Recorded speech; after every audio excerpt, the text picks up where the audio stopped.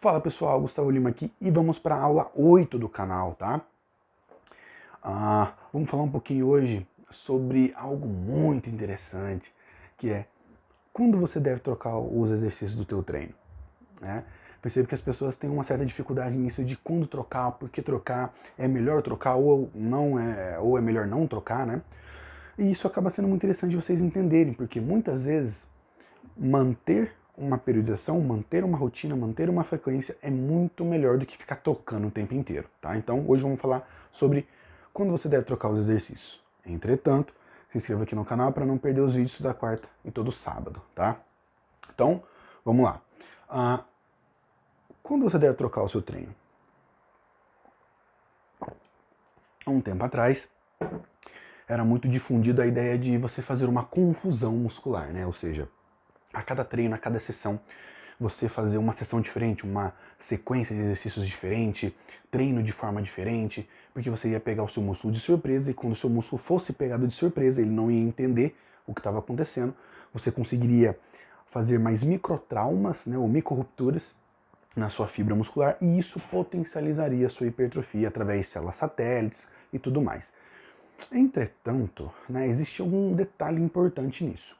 O fato da confusão muscular, ele tem sim a ideia de pegar o seu músculo de surpresa. Entretanto, vários estudos já estão sendo feitos e há muito tempo, né, comprovando que confusão muscular é mais algo relacionado a invencionismo do que aplicação prática. Eu vou mostrar para vocês, ó.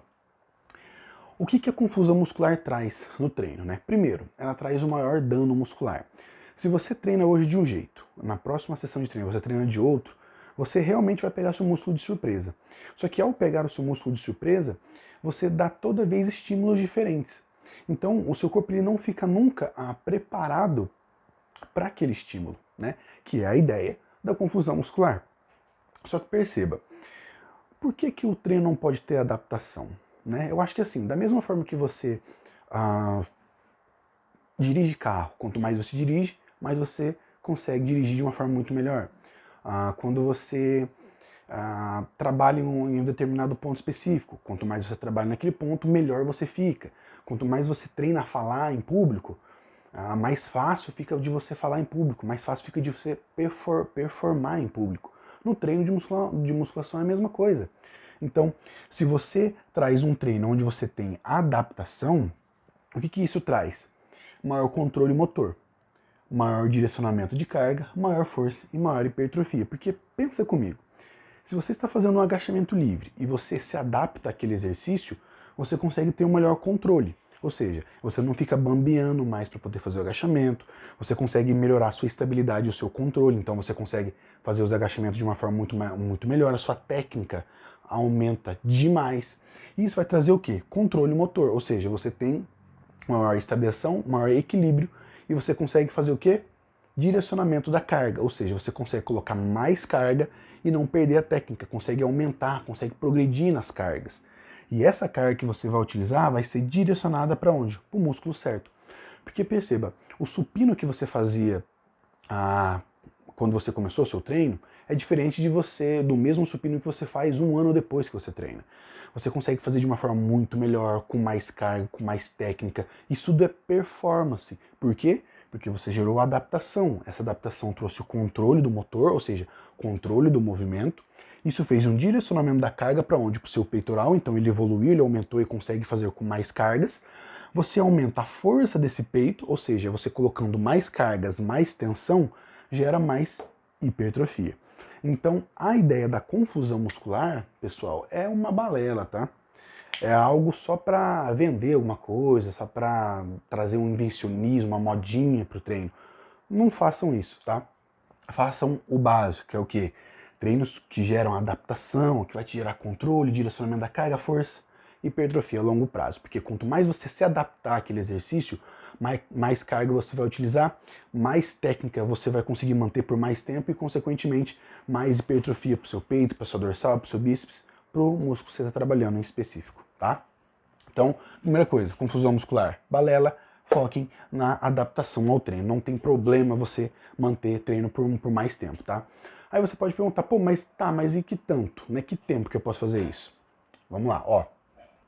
Na literatura hoje, pessoal, existem protocolos de treino de até 6 meses ou mais são interessantes para hipertrofia.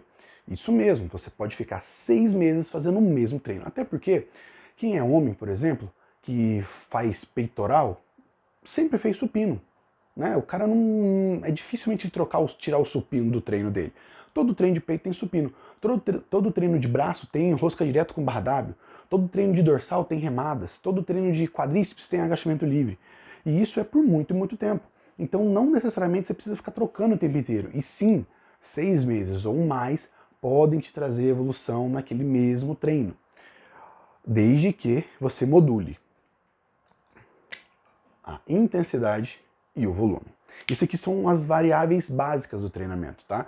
Então, quando você controla e modula intensidade e volume, você consegue ficar 6 meses ou mais fazendo o mesmo treino e tendo resultado.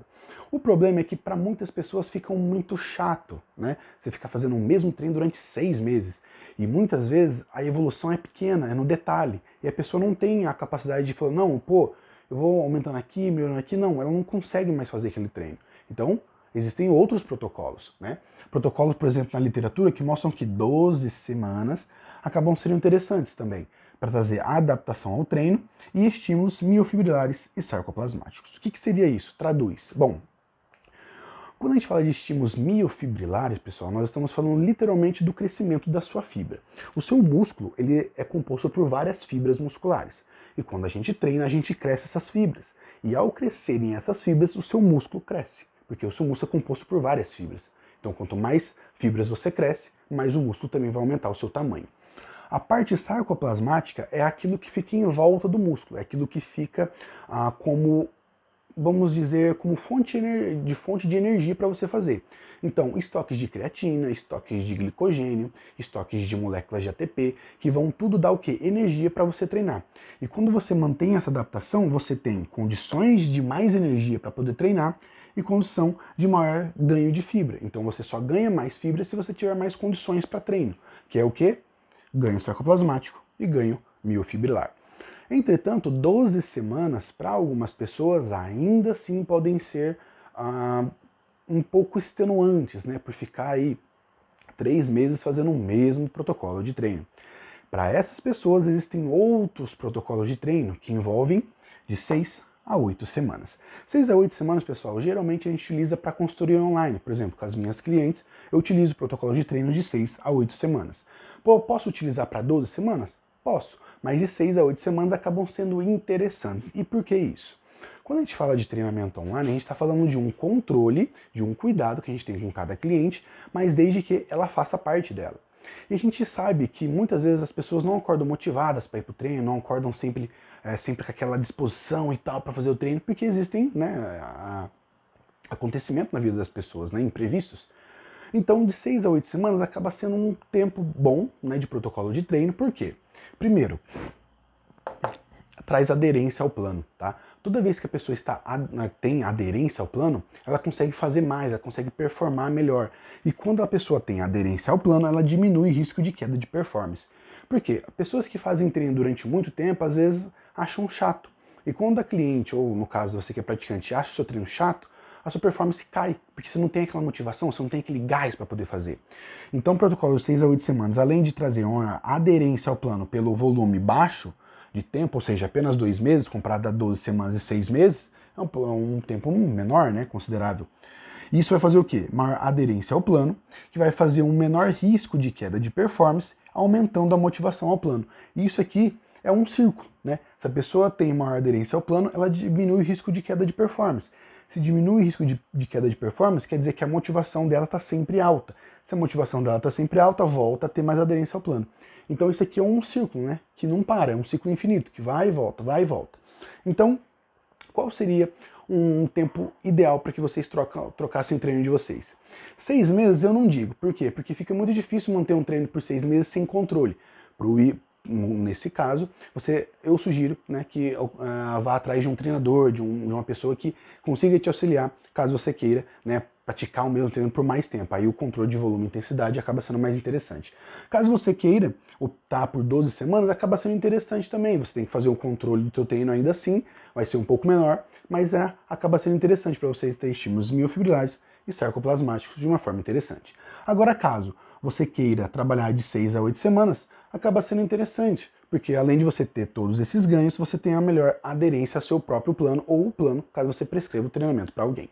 Então, qual seria o tempo ideal para trocar os exercícios? Bom, convencionalmente, entre 6 a 8 semanas parece ser um bom protocolo de treino, um bom tempo através de estudos científicos aí, trazendo que 6 a 8 semanas pode ser interessante para você ter esses ganhos de adaptação, a força, a potencialização da hipertrofia, aumento de miofibrila, aumento de sarcoplasma e, consequentemente, aderência ao plano, menor risco de queda de performance e, vamos dizer, frequência e consistência da sua motivação, certo? Então, quer trocar o seu treino? No mínimo, depois de 2 meses.